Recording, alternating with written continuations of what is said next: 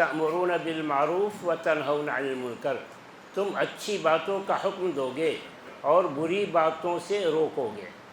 جب لوگوں کو برائی سے روکا جائے گا اور وہ برائی سے رکیں گے تو جہنم میں نہیں جائیں گے، کہ جہنم تو برے لوگوں کے لیے تیار کی گئی ہے۔ اور جب لوگوں کو اچھی باتوں کا حکم دیا جائے گا اور وہ اچھا کام کریں گے تو جنت میں جائیں گے، کہ جنت اچھے لوگوں کے لیے تیار کی گئی ہے۔ تو مسلمانوں کا کام اپنے آپ کو اور سارے انسانوں کو جہنم سے بچانے کی کوشش کرنا ہے، اچھی باتوں کا حکم دے کر اور بری باتوں سے روک کر۔ وَمَنْ أَحْسَنُ قَوْلًا مِّمَّنْ دَعَا إِلَى اللَّهِ، اس سے اچھی بات کس کی ہو سکتی ہے؟ جو اللہ کی طرف بلائے، اور یہ بلانے والا کیسا ہو؟ وَعَمِلَ صَالِحًا، خود اچھا کام کرے۔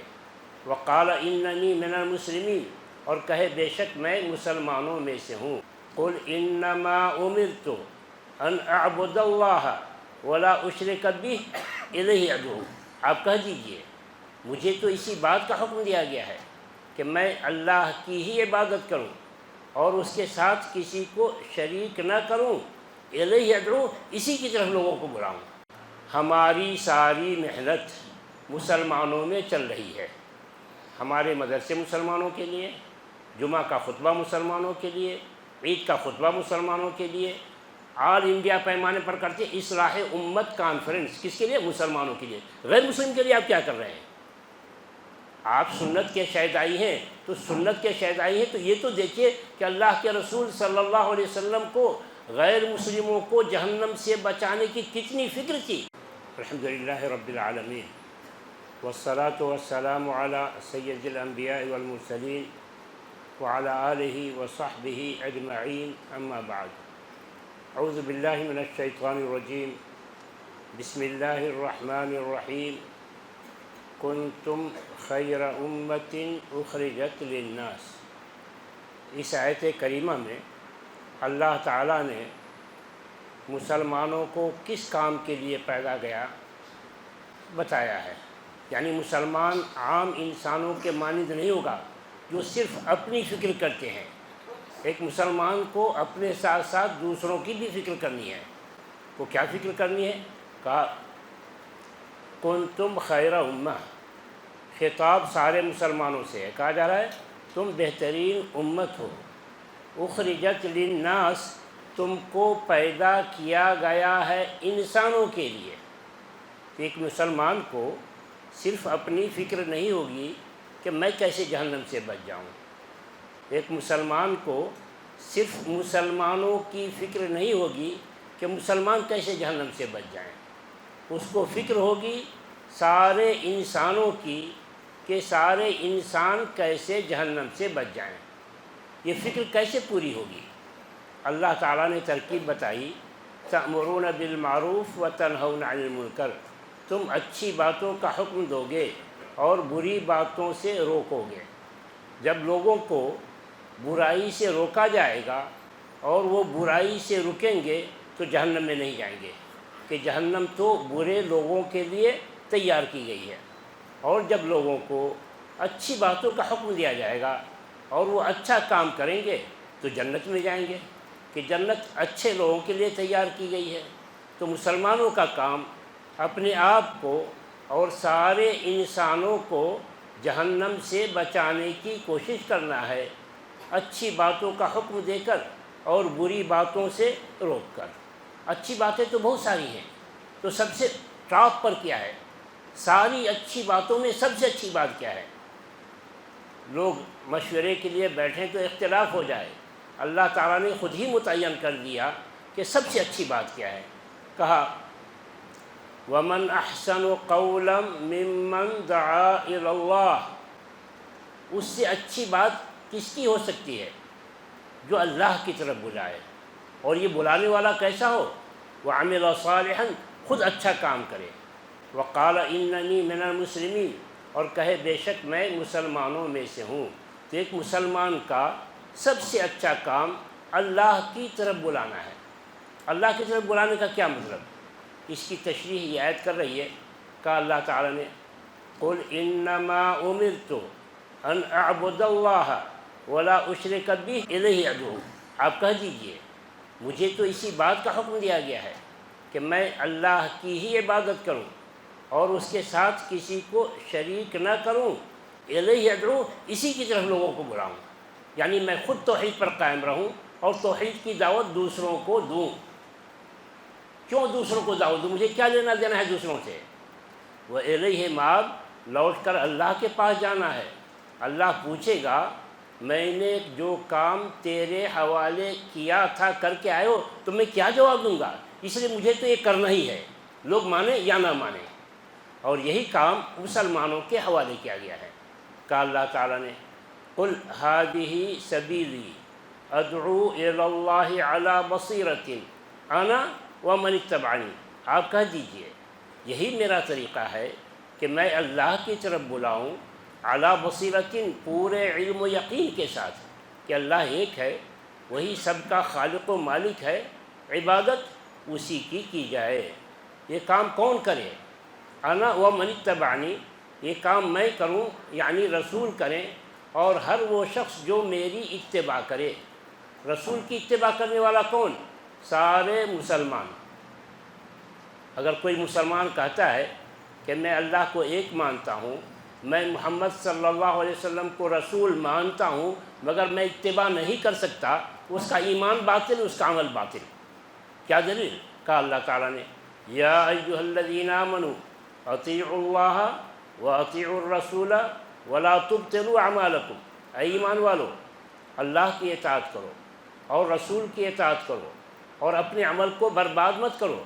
اگر تو نے اللہ کی اطاعت سے انکار کیا تمہارا عمل برباد، ایمان برباد، تو نے رسول کی اطاعت سے انکار کیا تمہارا ایمان برباد، تمہارا عمل برباد۔ کہ رسول کی اطاعت حقیقت میں اللہ کی اطاعت ہے۔ کہا اللہ تعالیٰ نے وَمَن يُطِعِ الرَّسُولَ فَقَدْ أَطَاعَ اللَّهَ، جس نے رسول کی اطاعت کی اس نے اللہ کی اطاعت کی۔ تو رسول کی اطاعت کرنے والا کون؟ سارے مسلمان۔ توحید کی دعوت دینا، اور توحید ہی اسلام کا خلاصہ ہے، توحید کی دعوت دینا گویا اسلام کی دعوت دینا ہے۔ کیا دلیل کہ توحید ہی دین اسلام کا خلاصہ ہے؟ کہا اللہ تعالیٰ نے امر اللہ تعبدوا الا ایاہ ذالک الدین القیم، اللہ نے حکم دیا ہے کہ اللہ کے علاوہ کسی اور کی عبادت مت کرو، یہی سچا دین ہے، سیدھا دین ہے۔ تو توحید کی دعوت دینا سارے مسلمانوں کا کام، علماء ہوں یا عوام، مرد ہوں یا خواتین، سارے مسلمانوں کو یہ کام کرنا ہے۔ توحید کی دعوت کس کو دی جائے گی؟ مسلم کو یا غیر مسلم کو؟ غیر مسلم کو۔ مسلمانوں کو کیوں نہیں؟ مسلمانوں کو اس لیے نہیں کہ توحید کے بغیر کوئی مسلمان ہوتا ہی نہیں ہے، تو جس کے پاس پہلے ہی سے توحید ہے اسی کو توحید کی دعوت دیں گے۔ تو توحید کی دعوت اصلاً غیر مسلم کو دی جائے گی۔ تو آج کا مسلمان کر رہا ہے کیا؟ نہیں، الا ماشاء اللہ۔ کیوں نہیں کر رہا ہے؟ نہیں کر رہا ہے اس کے اہم اسباب دو ہیں۔ ایک تو یہ ہے کہ غیر مسلم کو غیر سمجھا جاتا ہے، چنانچہ جب غیر مسلموں میں دین کی بات کی جاتی ہے تو مسلم بھائی کہتے ہیں ارے، بہت سے علماء بھی، ہمارے مسلم بھائی خود خراب ہو چکے ہیں، عقیدہ ان کا خراب، اخلاق ان کے خراب، معاملات ان کے خراب، تو مسلم بھائی کو چھوڑ کر غیر مسلم کو دعوت دینے جائیں گے؟ بھائی مسلم ہمارے بھائی، غیر مسلم کس کے بھائی؟ مسلمانوں میں یہ غلط فکر پیدا نہ ہونے پائے، اس کے لیے اللہ کے رسول صلی اللہ علیہ وسلم جب بھی خطاب کرتے تھے مسلمانوں کو بتاتے تھے کہ غیر مسلم تمہارا بھائی ہے۔ جب بھی خطاب کرتے تھے، جی ہاں، جب بھی خطاب کرتے تھے مسلمانوں کو بتاتے تھے کہ غیر مسلم تمہارا بھائی ہے۔ کیا دلیل خطبہ مسنونہ میں 3 آیتیں پڑھی جاتی ہیں، یا ایھا الذین آمنوا اتقوا اللہ حق تقاتہ، یا ایھا الناس اتقوا ربکم الذی خلقکم، یا ایھا الذین آمنوا اتقوا اللہ وقولوا قولا سدیدا۔ بیچ کی آیت پر ذرا غور کر لیجیے، یا ایھا الناس اتقوا ربکم الذی خلقکم من نفس واحدہ، اے انسانوں ڈرو اپنے اس رب سے جس نے تم سب کو پیدا کیا ایک ذات سے۔ سارے انسانوں کو اللہ تعالیٰ نے ایک ذات سے پیدا کیا، وہ ذات کون؟ آدم۔ سارے انسان کس کی اولاد؟ آدم کی اولاد. مسلم بھی آدم کی اولاد، غیر مسلم بھی آدم کی اولاد. آدم کا جو خون مسلمان میں دوڑ رہا ہے، آدم کا وہی خون غیر مسلم میں دوڑ رہا ہے. تو یوں کہیے ایک مسلم کا غیر مسلم کے ساتھ خونی رشتہ ہے. ایک مسلم کا غیر مسلم کے ساتھ خونی رشتہ ہے، اور یہ خونی رشتہ اسلام اور کفر کی وجہ سے ختم نہیں ہوتا. کیا دلیل؟ کہا اللہ تعالیٰ نے وَإِن جَاهَدَاكَ عَلَىٰ أَن تُشْرِكَ بِي مَا لَيْسَ لَكَ بِهِ عِلْمٌ فَلَا تُطِعْهُمَا وَصَاحِبْهُمَا فِي الدُّنْيَا مَعْرُوفًا. اگر تمہارے ماں باپ مشرک ہوں اور تم کو بھی شرک پر مجبور کریں تو اس میں ان کی بات مت مانو.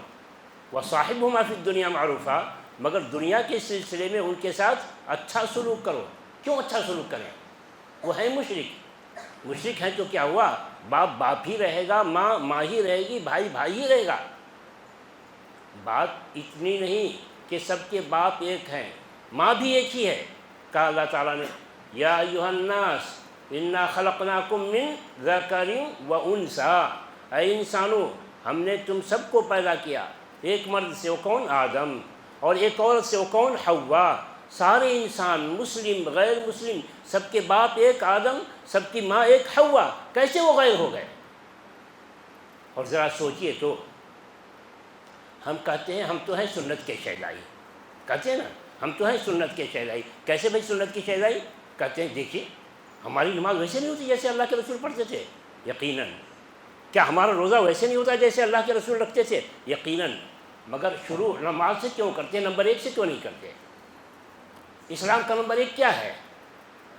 شہادت اللہ الہ الا اللہ. یہاں سے کیوں نہیں شروع کرتے کہ ہم توحید پر ویسی قائم ہیں جیسے اللہ کے رسول تھے، اور توحید کی دعوت ویسی ہی دیں گے جیسے اللہ کے رسول دیتے تھے؟ یہ کیوں نہیں کھاتے؟ تو نمبر 1 چھوڑ کر نمبر 2 سے شروع کرتے ہیں. کیا دلیل کہ نمبر 1 یہی ہے؟ ارکان اسلام کا پہلا نمبر جو معلوم ہی ہے سب کو. اب یہ دلیل کہ یہی ہے، نمبرنگ کہاں سے آ گئی؟ نمبر 1 نمبر 2 نمبرنگ آ گئی کہ رسول اکرم صلی اللہ علیہ وسلم نے معاذ رضی اللہ عنہ کو یمن بھیجا. تو کیا کہا؟ سب سے پہلا کام اشہد اللہ الہ الا اللہ. کہ آپ جا رہے ہیں ایسی قوم کے پاس جو اہل کتاب ہے، تو آپ کا پہلا کام یہ ہونا چاہیے کہ ان کو آپ توحید کی دعوت دیجیے. ان یشہدوا اللہ الہ الا اللہ. اس کے بعد کیا ہے؟ یہی اصل استدلال ہے. فَإِنْهُمْ أَطَاعُوا لِذَلِكَ، یہ توحید کو مان لیں تو نمبر 2 ایک ہی ہے. فَأَخْبِرْهُمْ أَنَّ اللَّهَ افْتَرَضَ عَلَيْهِمْ 5 صلوات فی اليوم واللیلہ. توحید کو مان لیں تب ان کو بتائیے کہ اللہ تعالیٰ نے 5 دن اور رات میں 5 وقت کی نماز فرض کی ہے. یہ نمبر 2. فَإِنْهُمْ أَطَاعُوا لِذَلِكَ. اگر وہ مان لیں کہ ہاں نماز فرض ہے تو نمبر 3 یہ بتائیے کہ اللہ تبارک و تعالیٰ نے ان کے مال میں زکوٰۃ فرض کیا ہے. تُؤْخَذُ مِنْ أَغْنِيَائِهِمْ وَتُرَدُّ إِلَىٰ فُقَرَائِهِمْ. یہ نمبرنگ. تو ہم نمبر 1 چھوڑ کر کے نمبر 2 نمبر 3 پر لگے ہوئے ہیں. یعنی یوں کہیے ہماری ساری محنت مسلمانوں میں چل رہی ہے. ہمارے مدرسے مسلمانوں کے لیے، جمعہ کا خطبہ مسلمانوں کے لیے، عید کا خطبہ مسلمانوں کے لیے، آل انڈیا پیمانے پر کرتے اصلاح امت کانفرنس. کس کے لیے؟ مسلمانوں کے لیے. غیر مسلم کے لیے آپ کیا کر رہے ہیں؟ آپ سنت کے شہدائی ہیں تو سنت کے شہدائی ہیں تو یہ تو دیکھیے کہ اللہ کے رسول صلی اللہ علیہ وسلم کو غیر مسلموں کو جہنم سے بچانے کی کتنی فکر تھی. اس فکر کے بغیر کیسے شہدائی؟ کتنی فکر تھی کہ اللہ تعالیٰ کہتا ہے. اس پر ختم کر رہا ہوں. فَلَعَلَّكَ بَاخِعٌ نَفْسَكَ عَلَىٰ آثَارِهِمْ إِن لَّمْ يُؤْمِنُوا بِهَٰذَا الْحَدِيثِ أَسَفًا. ایسا معلوم ہوتا ہے کہ آپ ان غیر مسلموں کے پیچھے پڑ کر اپنے آپ کو ہلاک کر لیں گے. إِن لَّمْ يُؤْمِنُوا، اگر وہ ایمان نہ لائیں، اسفاً مارے غم کے. وہ ایمان نہ لائیں تو آپ کو غم کس بات کا؟ وہ ایمان نہ لائیں تو آپ کو غم کس بات کا؟ آپ کو غم اس بات کا کہ ہمارا انسانی بھائی شرک پر مر کر آگ میں جلے گا. ہمارا انسانی بھائی شرک پر مر کر آگ میں جلے گا. کیا دلیل کہ اللہ کے رسول صلی اللہ علیہ وسلم کو یہی غم کھایا جا رہا تھا، یہی غم ستا رہا تھا. دلیل اللہ کے رسول صلی اللہ علیہ وسلم خود اپنی کیفیت ایک غیر مسلم سے بیان کرتے ہیں. کہتے ہیں میری مثال اور تمہاری مثال اس شخص کی ہے جو آگ جلائے آگ میں کیڑے مکوڑے گرنے لگیں تو کیڑوں کو ہٹا رہا ہے، ہٹو ہٹو ادھر آگ ہے جل جاؤ گے۔